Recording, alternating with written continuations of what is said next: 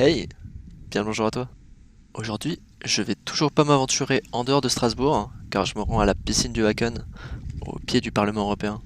Je vais te présenter ce trajet avec l'aller et le retour.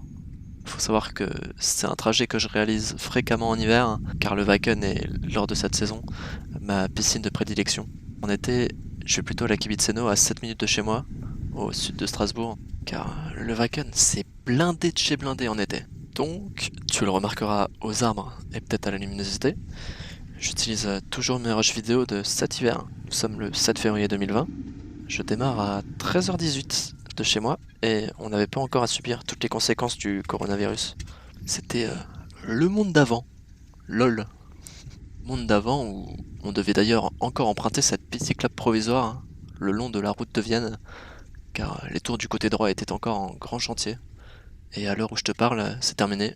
Plus besoin de faire des détours inutiles comme ici, là, où j'ai dû rattraper la piste du côté du conservatoire.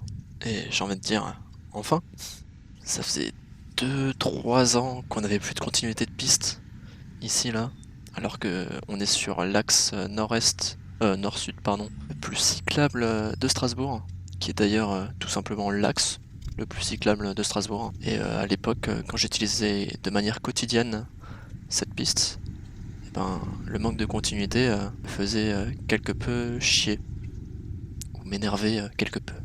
Voilà. D'ailleurs, c'est marrant parce que je tourne à droite ici, mais j'étais censé tourner à droite bien avant, 2 rues avant. Là, j'ai fait en fait un petit détour par la rue des Orphelins.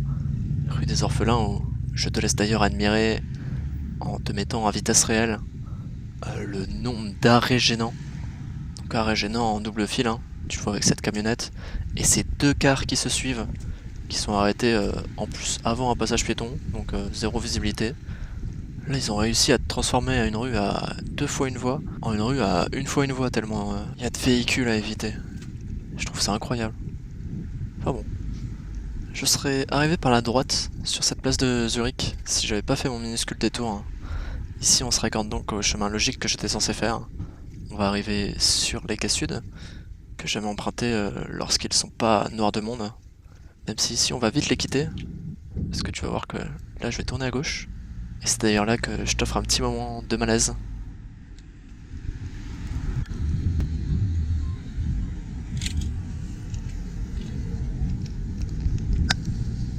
Bon voilà, il n'y a rien de très grave, mais c'est un cycliste, en l'occurrence un livreur, qui occupe à contresens la voie que je voulais emprunter. Ça me donne envie de rebondir sur une manie que je vois chez certains cyclistes justement, parce que la configuration de la route est semblable à celle qu'on vient d'observer avec le livreur là. On a donc une voie de circulation générale à sens unique, avec en contresens une voie dédiée purement au vélo. Et je suis étonné de voir tout de même rarement des cyclistes utiliser à contresens la voie purement dédiée au vélo, en évitant la voie de circulation générale. J'ai quelque peu réfléchi à ce comportement, que je trouve étrange, hein, et j'en suis arrivé à 2 théories qui peuvent s'entremêler. Après, c'est des théories, donc je t'invite en commentaire à apporter ton explication, parce que voilà, je suis pas non plus sûr de moi. Du coup, en faisant vite, hein, ma première, c'est qu'en gros, ils pensent par le pictogramme vélo présent sur la bande cyclable que cette bande justement oblige tout vélo à emprunter la voie, quel que soit son sens de direction. Donc en gros, on s'en fout du sens dans lequel est installé le pictogramme. Tant qu'il y a un pictogramme, je peux aller ici. Selon leur logique, bien sûr, dans ma théorie numéro 1. Et sinon, pour la deuxième théorie, c'est qu'ils ont conscience d'être à contresens en étant sur cette voie dédiée, mais ils le font par sécurité, afin d'éviter à tout prix d'être mêlés au véhicule. Bon, personnellement, je trouve pas que ça les sécurise plus, hein. Mais bon, c'est les 2 seules théories que j'ai réussi à prendre. Mais assez parlé de ça. Parlons de la synagogue de Strasbourg, qu'on voit juste en face ici. On est dans le quartier Comtane, quartier juif, et cette synagogue elle est tout le temps gardée par des camionnettes de CRS, comme tu as pu le voir dans le ralenti que je viens de te faire. Et alors moi ça m'arrange pas mal, parce que du coup, si j'attache mon vélo ici, je suis sûr qu'il est bien gardé quoi. Et ouais, petit filou. C'est d'ailleurs ce que j'ai fait ce jour-ci, hein, parce que je devais faire une petite escale lors de mon trajet vers le Wacken. Mais on est quasiment sur le chemin que je prends tout le temps pour me rendre au Wacken. D'habitude je passe plus par l'est, en empruntant les routes en bordure de l'île. L'île, la rivière, hein. Pas un îlot, enfin bref. Je regrette d'ailleurs de pas te donner à voir ces bordures de l'île là dans la vidéo. Parce que c'est vraiment quelque chose de très plaisant à pratiquer à vélo. Très beau à pratiquer à vélo. Mais c'est pas grave, on pourra voir ça dans une autre vidéo. Là ça nous donne d'autres lieux à voir, comme ce boulevard Gambetta et sa terminaison ici, sur le boulevard Jacques Price. Et là j'étais bien content de pouvoir traverser sans céder le passage à quiconque. Parce que d'habitude c'est un axe pas mal passant, qui mène à cet enfer qui est la place de Bordeaux, dont je te parlerai après, que j'ai évité en passant par les petits chemins de traverse que tu vois ici, qui peuvent être des routes ou des allées piétonnes le long d'un bras de l'île, comme tu peux le voir ici. Ce qui nous mène d'ailleurs à la cité Ungermar. C'est une cité ouvrière de je sais plus trop quelle époque, mais ça doit être les années 1900, qui contraste bien avec les nouveaux immeubles juste en face du quartier d'affaires international du Wacken. Enfin, ils l'ont renommé Archipel, mais voilà, tout le monde dit Wacken. Et attention, là, lorsque je tournerai à droite, tadam, le Parlement européen.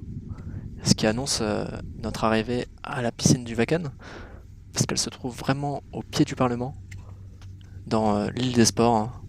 Donc c'est une île où tu peux trouver tous les sports possibles. Il y a même du baseball, pour te donner une idée du nombre de sports qu'il y a. Enfin bref, là on traverse le pont, on arrive sur cette île des sports.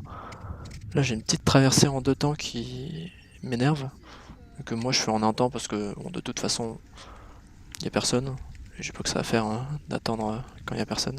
Et alors ici à gauche le nouveau parking du quartier d'affaires et notre piscine du Wacken qui en hiver est chauffée. Donc là je sais pas si on le voit, mais dans la réalité on peut voir de la fumée qui s'échappe des bassins extérieurs. Et moi j'adore me baigner en hiver dans les bassins chauds à l'extérieur. La ville de Strasbourg appelle ça bassin nordique. Mais voilà, j'aurais passé un bon moment. Tu peux le voir, il y a un tas d'arceaux pour le vélo. Donc t'es sûr quand t'arrives à la piscine d'avoir de la place. Là, on est lors du retour. Alors, je vais y aller tranquillement parce que, comme d'habitude, quand je sors de la piscine, je suis épuisé. Je suis en mode petit papy sur son vélo. Et d'ailleurs, quand t'es épuisé, la petite montée que tu vois juste en face là, elle est bien coriace. Elle te rappelle que tu vas aller bien doucement. Même si bon, au moins, elle te donne le temps d'observer le magnifique Parlement juste en face. Je trouve cette vue formidable, moi. Bon, même si c'est chiant qu'ils aient construit le parking à droite là, parce qu'avant on avait encore plus la vision dégagée pour voir ce Parlement. Mais voilà, pour ce retour, hein, je vais essayer de pas passer par les mêmes endroits. Et donc là, je vais prendre les grandes avenues. Donc, à commencer par ce pont Joseph Beck et l'avenue de Vienne. Je sais plus trop le nom. On va voir le nom dans quelques secondes. Le boulevard de Dresde. Voilà, pas du tout l'avenue de Vienne du coup. Mais voilà, là on traverse donc le quartier d'affaires en construction avec des bureaux et puis le théâtre du Maillon juste en face, la petite boîte noire là. Et voilà, là j'avais envie de tourner à gauche et je savais pas trop comment m'y prendre. Alors j'ai rejoint la route et puis je me suis inventé un sas vélo en attendant que le feu de tourne à gauche devienne vert. Je comprends pas trop l'oubli de sas vélo ici d'ailleurs, alors qu'une bande cyclable est nouvellement matérialisée à droite. On dirait qu'il y a une aura dès qu'on s'approche de la place de Bordeaux qui empêche à tout aménagement cyclable d'être qualitatif. Parce que oui, là on s'approche de la place de Bordeaux justement. Elle est au bout de cette avenue Schützenberger et je suis loin de porter la place dans mon cœur, tout comme cette avenue d'ailleurs. Parce que regarde-moi ça, ces aménagements cyclables. C'est une insulte au cyclisme, hein, vraiment. Tu peux voir que si j'avais continué sur la route où les voitures passent, j'aurais eu le feu pour aller tout droit vert. Alors que là, on m'impose un rouge en me déviant sur le trottoir. Bon, moi je suis un peu fâché donc j'ai passé le rouge parce que fuck. Mais voilà. Et puis là, regarde bien, à côté de cet arrêt de bus, juste à gauche, tu as la voie pour rejoindre à nouveau la bande cyclable, qui est inaccessible hein, parce qu'il y a l'arrêt de bus évidemment. Puis de toute façon, ça sert pas trop vu que elle revient sur le trottoir 10 mètres après. Donc voilà, super abord de la place de Bordeaux, sur laquelle on arrive d'ailleurs maintenant. Donc voilà, c'est une place sans intérêt, très routière. Et encore, c'est routier, mais ça fait très mal son taf parce que en termes de mobilité, c'est un désastre. À part le tram qui est bien géré, les traversées du tram qui sont bien gérées. Vraiment, quand t'es en voiture, tu peux attendre peut-être 3 minutes à un feu. Enfin, je sais pas moi, j'y suis surtout passé à pied et à vélo. Ou moi, j'ai pu attendre d'ailleurs 5 minutes à un feu. C'est pour ça que je me permets de plus faire attention au feu rouge maintenant sur cette place parce que je trouve ça vraiment mal foutu. Et j'ai eu vraiment une mauvaise expérience lorsque j'avais dû attendre 5 minutes à un feu piéton. Alors qu'en plus je devais faire une traversée en 2 temps. Donc j'aurais attendu 5 minutes et peut-être encore 2 minutes, je sais pas. C'est vraiment un désastre cette place. Je sais pas comment ils l'ont pensé, quelle idée ils ont eu lorsqu'ils l'ont créé, mais c'est la pire place de Strasbourg selon moi. Pire lieu en termes de gestion de flux. J'ai vraiment attendu 5 minutes à un feu piéton hein, une fois. Hein. C'était horrible. Et voilà, tu vois que je déteste cette place. Je dis rien de bien sur elle, donc c'est logique. Et voilà, on est loin d'elle. Là, on va se diriger vers le centre-ville. Parce que pour mon retour, j'ai décidé de pas passer par le même chemin qu'à l'aller. Pour te faire découvrir d'autres lieux qu'à l'aller. Puis moi, ça m'arrange parce que j'aime pas toujours prendre les mêmes chemins. Et le centre, je le fréquente pas non plus très souvent. D'ailleurs, je l'évite le plus souvent. Parce que de base, quand le tram a été introduit dans le centre, c'est les voitures qui ont été jartées du centre. Sauf que maintenant, c'est les vélos qui sont jartés du centre. Le centre-ville, c'est pas trop fait pour les vélos. Hein. On le voit d'ailleurs avec cette entrée de la Grande Île, où j'utilise les trottoirs, parce que bah pas le choix, hein. Sinon je peux me rendre nulle part. Hein. Là je vais gêner des gens, mais désolé, j'ai pas trop d'autres endroits par lesquels passer là. À la limite, ce que je fais d'habitude, c'est que je vais sur les voies de tram, et je me confonds avec un tram. Ce qui est pratique parce que souvent sur les voies de tram, t'as aucun piéton, donc tu gênes personne. C'est souvent là où tu es le plus rapide. Enfin, en centre-ville, de toute façon, là où tu es le plus rapide, c'est dans les endroits où il reste encore des routes, ou sinon sur les voies de tram. Et bon, les voies de tram, c'est pas ouf de les emprunter non plus parce que souvent t'as des pavés, des choses comme ça. Et voilà, là tu peux le voir, hein, c'est justement un endroit avec une route. Donc là, je suis rapide, mais dès que je vais la quitter, dès que j'atteindrai cette petite rue là à droite, et bah je vais devoir ralentir très fortement. Puis là c'est même pas fortement, c'est je suis à l'allure du pas. Hein. En même temps quand tu vois l'étroitesse de la rue, c'est totalement compréhensible. Et puis ici on arrivera sur la rue des Grandes Arcades. Donc c'est la rue commerçante par excellence. C'est la rue la plus passante de Strasbourg. La rue la plus piétonne de Strasbourg. Quand on parle de conflit piéton-cycliste, c'est la rue de référence. Hein. On est obligé d'y passer parce que c'est l'axe nord-sud important de Strasbourg, hein. Même si c'est pas très lisible. D'ailleurs, stop, parenthèse, sonnette.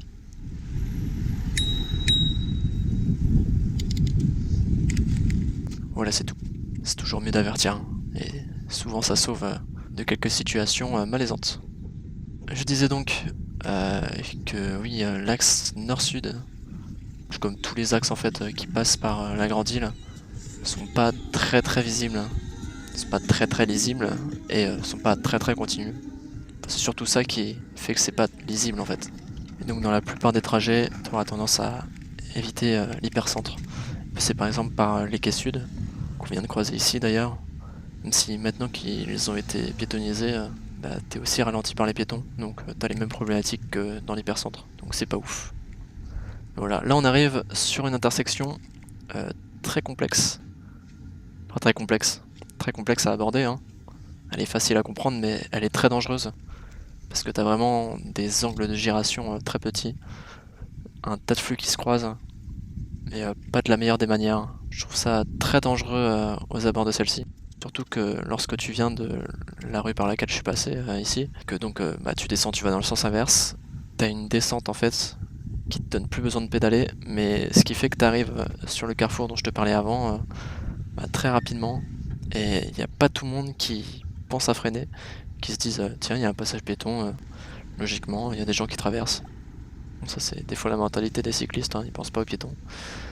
Mais voilà, ça crée un carrefour très dangereux, et il faudrait peut-être mettre des dodanes pour cyclistes, enfin je sais pas si ça existe, mais voilà, essayer de ralentir la circulation.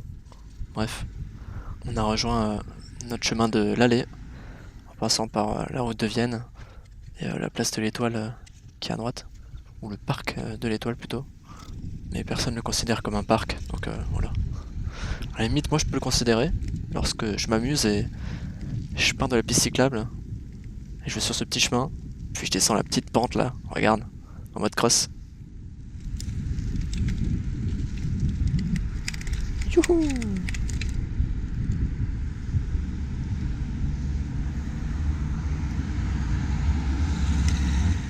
Bon voilà, c'était très court, et s'ensuit un feu très long, qui te calme bien. Mais c'est mon petit moment divertissement, que j'aime pas mal, et que j'ai plus trop l'occasion de pratiquer maintenant que la piste cyclable du côté gauche de la route de Vienne, du côté est de la route de Vienne, est ouverte. Parce que du coup, pourquoi je passais ici? Tout simplement parce que cette piste cyclable n'était pas ouverte, et donc il y avait une piste cyclable provisoire qui était du côté ouest, et le meilleur moyen d'y accéder, c'était de passer par cette rue-ci, qui d'ailleurs, tu le remarqueras, m'offre pas du tout de contresens cyclable. Donc là, je me retrouve sur le trottoir pendant peut-être 20-30 mètres, histoire d'avoir le temps de rejoindre le double sens de l'avenue de Colmar, et que je quitte ici pour tourner à gauche, sur cette rue très serrée, qui me faisait très peur à l'époque, lorsque je devais la pratiquer dans ce sens-ci, parce que tu l'as vu avec les deux voitures que j'ai passées avant, c'est assez gênant de se retrouver avec une voiture en face de soi. Mais voilà, on arrive sur la rue de Mulhouse. Ça annonce la fin de notre vidéo. Je suis heureux d'avoir pu te la proposer. J'espère qu'elle t'a plu. Je te souhaite une bonne journée. Et puis, je vais te laisser avec le relive de notre trajet.